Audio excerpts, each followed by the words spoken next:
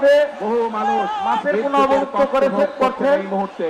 সাথে আছেন আমাদের সমস্যা মৎস্য প্রাণী সম্পদ এবং কৃষি মন্ত্রণালয়ের মাননীয় মন্ত্রী বিতাড়িত করেছে তাদের অপরিকল্পিত পরিকল্পনার জন্য অপরিকল্পিত বিভিন্ন পদক্ষেপের জন্য মাননীয় প্রধানমন্ত্রী জনাব অবস্থা। প্রিয় ভাই বোনেরা, আপনারা যেহেতু বিএনপিকে নির্বাচিত করেছেন, বিএনপি দেশের মানুষের দল, বিএনপি দেশের স্বার্থে কাজ করবে, বিএনপি দেশের মানুষের স্বার্থে কাজ করবে। আজকে এখানে দাঁড়িয়ে আপনাদের সামনে বলতে চাই, এই আগামী 27 তারিখে আবার জাতীয় সংসদের অধিবেশন শুরু হবে।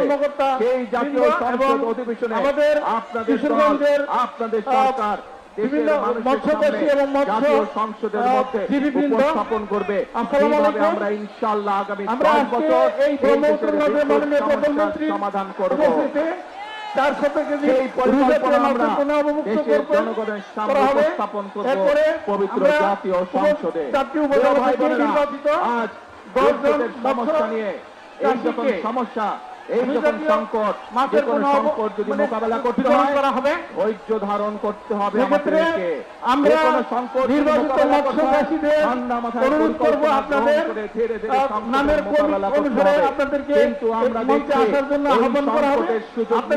আপনাদের নাম ডাকার পর মঞ্চে আসবেন এবং আজকের অনুষ্ঠানের মাননীয় প্রধান অতিথি গণপ্রজাতন্ত্রী বাংলাদেশ সরকারের মাননীয় প্রধানমন্ত্রী হয় সাধারণ জনগণ, তাদের ব্যবসা বাণিজ্যের ক্ষতিগ্রস্ত হয়, তাদের চাকরি বাকরি ক্ষতিগ্রস্ত হয়, তাদের জীবন কিন্তু আপনারা সেই সকল বিশৃঙ্খলাকারী প্রিয় ভাই বোনেরা, প্রথমেই বক্তব্যের প্রথমেই আমি আপনাদের সামনে বলেছি আমাদের লক্ষ্য হচ্ছে আগামীতে নির্ধারণ করা রূপালী মৎস্য শরীর মতে সবার আগে বাংলাদেশ, আমরা কি রূপালী মৎস্য শরীর মতে সবার আগে বাংলাদেশ ধরেছি। আমরা চাই যে আমরা এই স্লোগানকে বুকে ধারণ করে আমরা আরো সামনে এগিয়ে যেতে চাই। সম্মানিত উপস্থিতি, আমরা অত্যন্ত আনন্দিত।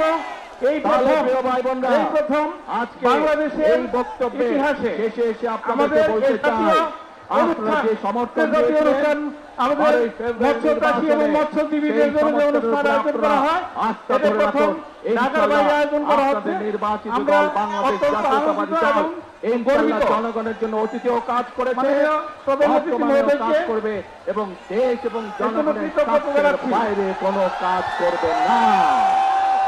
প্রিয় ভাই বোনেরা, আসুন আজকে এই ওরা মাছ অবমুক্তকরণের এই যে জনসভা, এই জনসভায় আমরা সকলে গ্রহণ করি, আমরা সকলে গ্রহণ করি, সকলে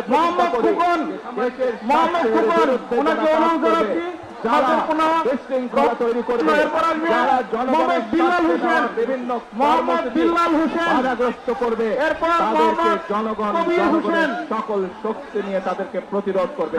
আছি নাকি আমরা দেশের শান্তি রক্ষায়? ধন্যবাদ আপনাদেরকে।